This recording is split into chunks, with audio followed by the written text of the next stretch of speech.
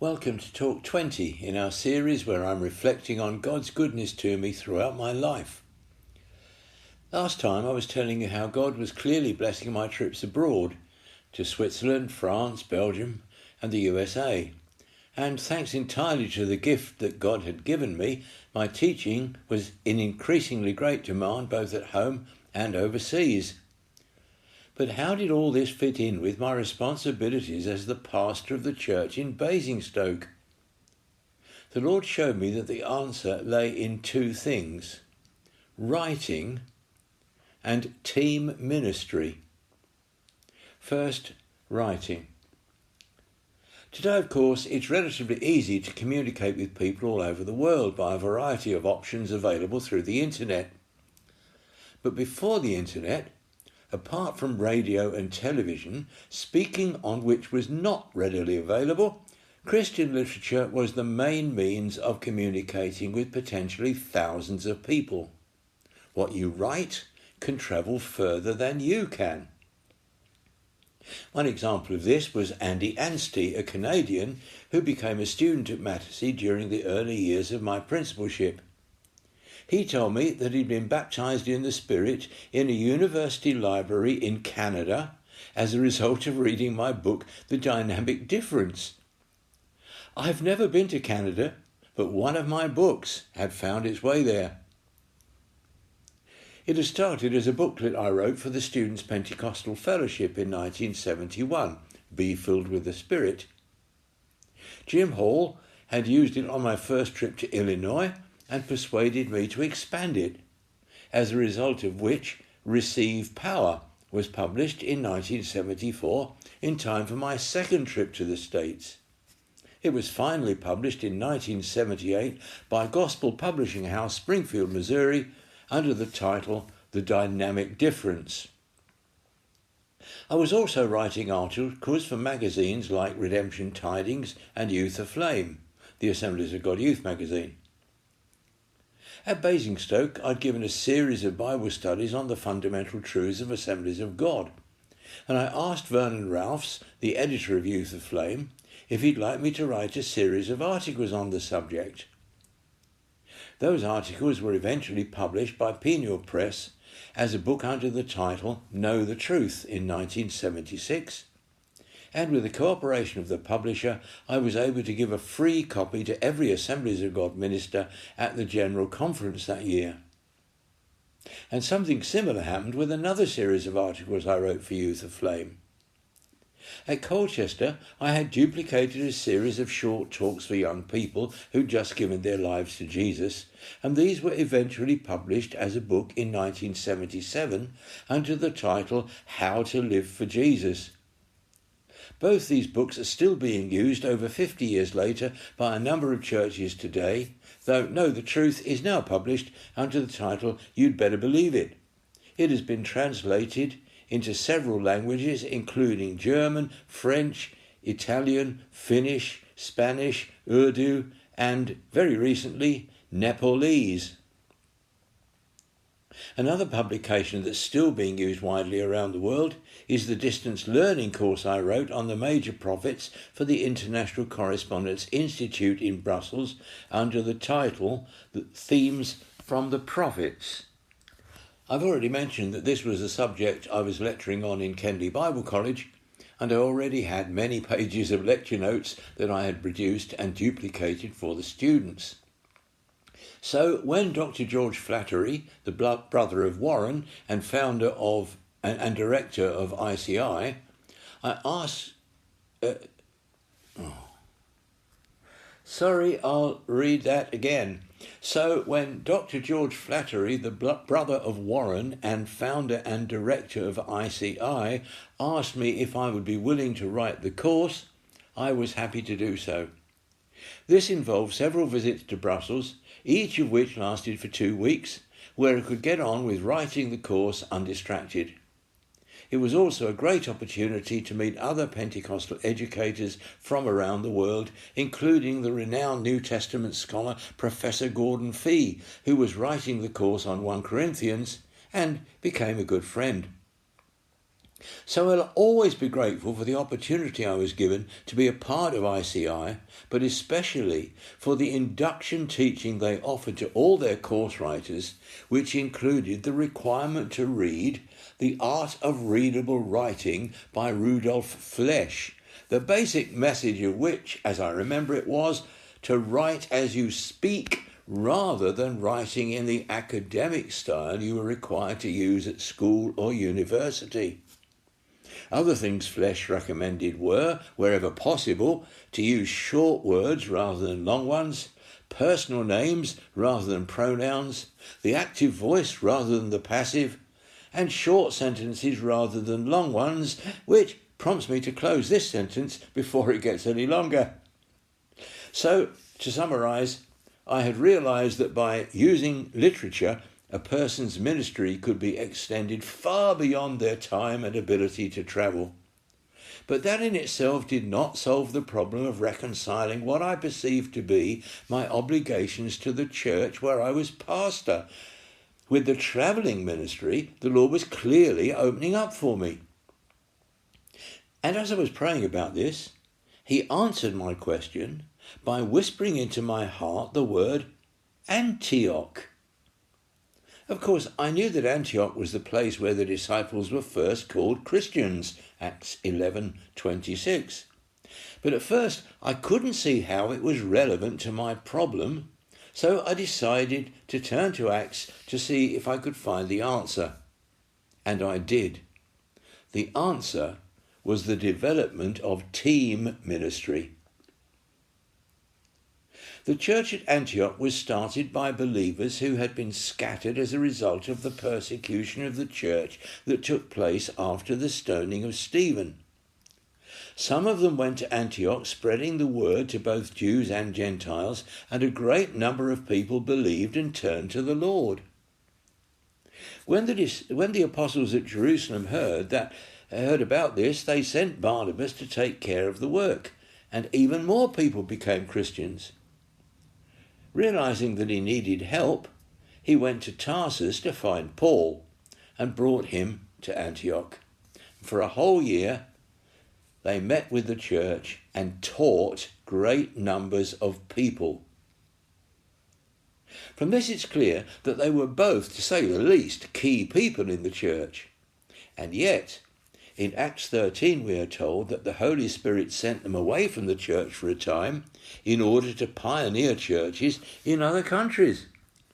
The reason they were able to do this and, on their return, find that the church was still strong was because they were not the only leaders in the church.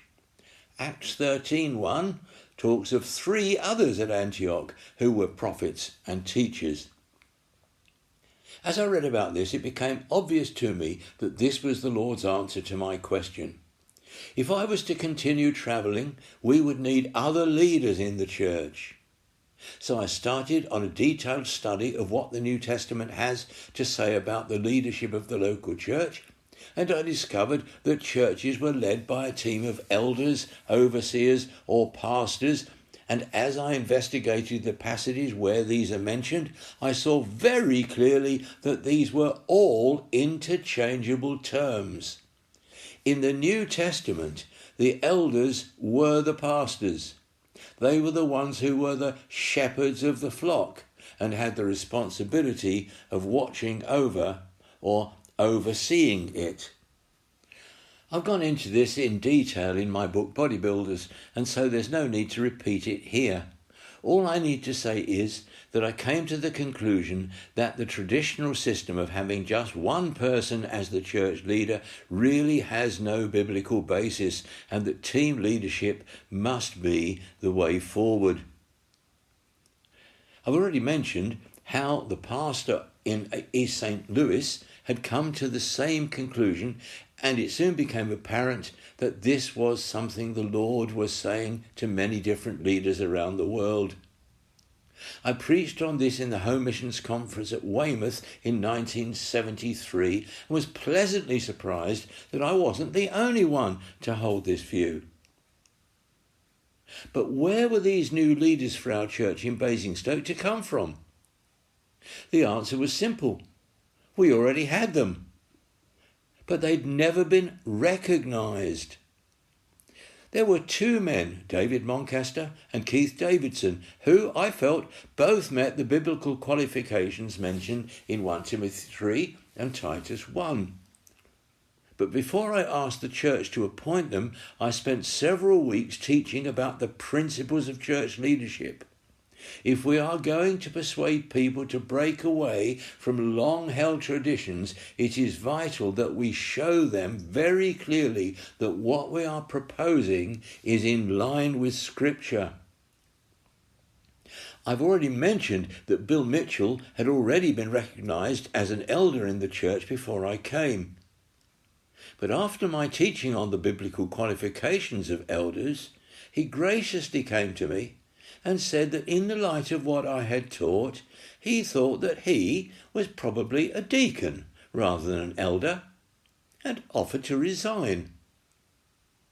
I told him that I thought he was probably right, but that as his resignation might be misunderstood by some of the members, I would prefer him to remain as an elder, nominally at least, as long as we both understood this was not really his role. And to this he readily agreed, and we had no problem. So for the final few years of my time in Basingstoke, the church was led by a team which were referred to as the pastoral oversight, William Kay being added to the team a little later. The church continued to grow under this system of leadership, and when the Lord moved me on to Mattersey, the church was in safe hands. But finally today, I need to tell you about my call to the Bible College. I've already mentioned that in 1970 I started as a visiting lecturer at Kenley Bible College. One of my visits in January 1972, I learned that John Phillips, who was a full-time residential tutor at Kenley, would be leaving. And as I was travelling home that evening, I was wondering who might be chosen to replace him. It would surely be someone who was already teaching at the college, and I was thinking through the names in the college prospectus when I came to my own name. But I quickly dismissed the thought, as I was sure that I would be considered too young for such a responsible position. I was only 33. And anyway, God had called me to build a big church in Basingstoke, hadn't he? But no sooner had I thought this than I felt a check in my spirit and said, "But of course, Lord, I'll do whatever you want me to do. But if you ever want me to leave Basingstoke, I'll need very clear guidance on the matter." You may remember from what I've already told you, the struggle I had when we first moved to Basingstoke, and how for some months I wondered if we had done the right thing. I didn't want a repetition of that. But now, having prayed that prayer, I tried to put the matter out of my mind. This turned out to be harder than expected, and that very night, sometime between 1 and 2 o'clock in the morning, on Tuesday the 25th of January, I woke up with a burning conviction that I was going to live at the Bible College. I tried to shake it off, but it wouldn't go away. So I went downstairs to pray. What I said to the Lord went something like this: "Lord, you know I need my sleep. So if this is you and not just my imagination, and you want me to go to the college, would you please tell me quickly?" And he did. As I opened my King James Bible, it fell open at 2 Chronicles 34:22. I could hardly believe my eyes. In the KJV, it contained the words, "dwelt at the college." Now, with the exception of the parallel verse in 2 Kings 22:14, this is the only reference to the word college in the whole Bible. this had to be more than coincidence. I'd asked the Lord to tell me quickly, and he did. But rather like Moses in Exodus chapters 3 and 4, if you remember the story, I found myself making excuses like, I've only been in Basingstoke for 4 years, and they wouldn't choose me. I'm too young. I don't have enough experience, and so on. But just as God had an answer for every objection Moses made, he had an objection for mine too. An answer for mine too, I should say. For each objection I made, he led me directly to a Bible passage that answered it. As a result, I was entirely convinced that I was going to live at the college. I didn't know when, but thought it might be in September, after John Phillips had left. In fact, it was 5 or 6 years later. I've discovered that one of the hardest things in understanding the will of God is his timing. I've also discovered that God seems to give us the clearest guidance when he knows that there is trouble ahead.